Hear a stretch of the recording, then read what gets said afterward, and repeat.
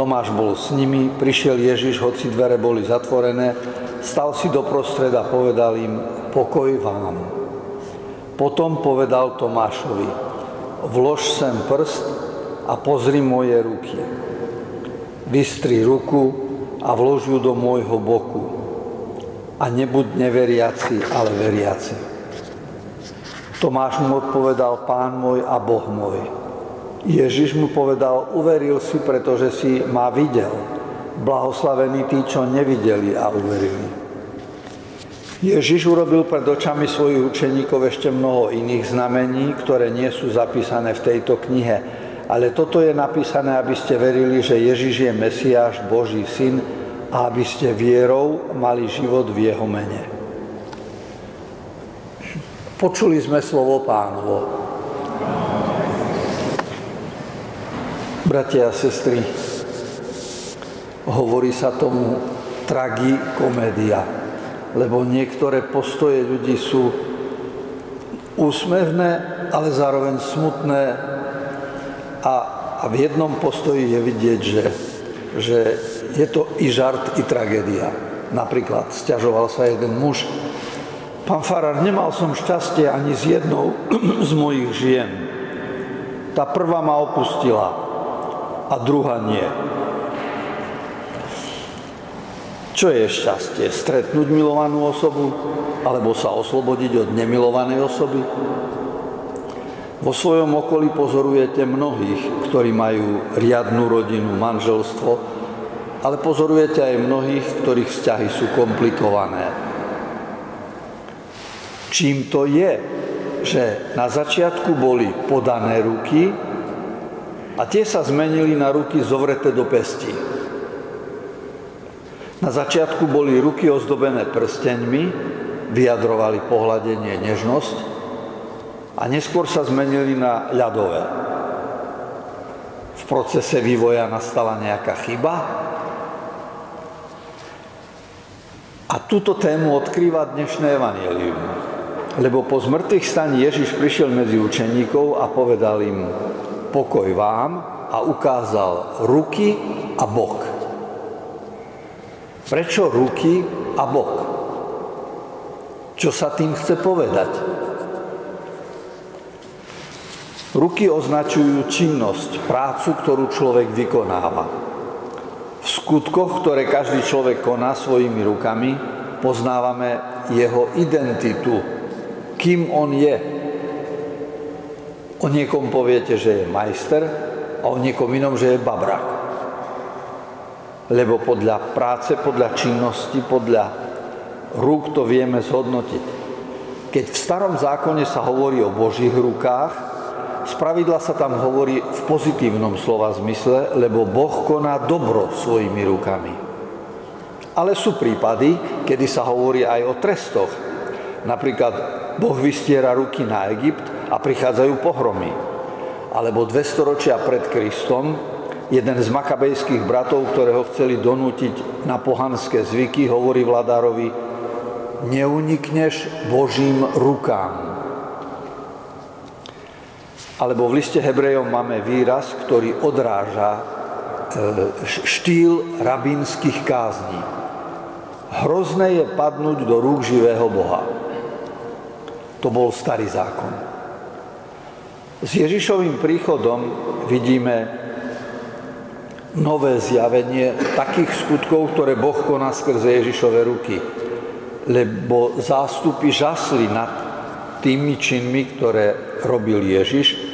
Uzdravuje, keď stretne malomocného, natiahne ruku, pohľadí ho, alebo berie deti do náručia a požehná ich, kladie na nich ruky, alebo Ježišove ruky umývajú nohy učeníkom. Ježišove ruky predložili návrh nového sveta, ktorý spočíval v službe, v dare lásky. Ale tieto Ježišove ruky boli zablokované tými ľuďmi, ktorí chceli zachovať starý svet. Lebo ľudia sa vyjadrovali rukami, ktoré ničia, útočia, vedú vojny, páchajú násilie.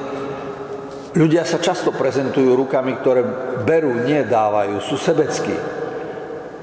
A tak sa vlastne ako keby ten starý svet si myslel, že môže zablokovať nový svet Ježišov stvorený zo služby, z lásky. No a z mŕtvych staním chce Ježiš ukázať, že nepodarilo sa zablokovať nový svet, nový život. A preto im ukázal ruky. Okrem toho ukázal učeníkom svoj bok a z boku vyšla krv a voda. V semickej kultúre krv je nositeľom života, života darovaného, úplne z lásky. A voda je nový život, život ducha, je to božské DNA, čo nám bolo darované. Teda ruky a bok boli znakom láskavosti, ako keby Ježišov občiansky preukaz, preukaz totožnosti z mŕtvych stalého. A tu sa dostávame, bratia a sestry, aj do našich dní, do našej situácie, lebo aj my sme povolaní ukázať svetu svoje ruky ako Ježišove. Čiže máme priniesť svetu návrh takých rúk, ktoré sú oddané životu a nie smrti, ruky, ktoré nepáchajú násilie, ale budujú pokoj.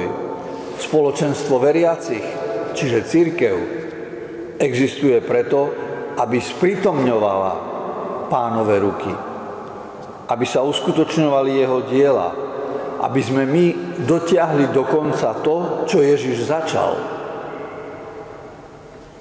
Svet má právo vidieť v našich skutkoch, v práci našich rúk, prácu rúk Ježišových. Čiže to, čo bolo povedané Tomášovi, platí aj pre nás dnes.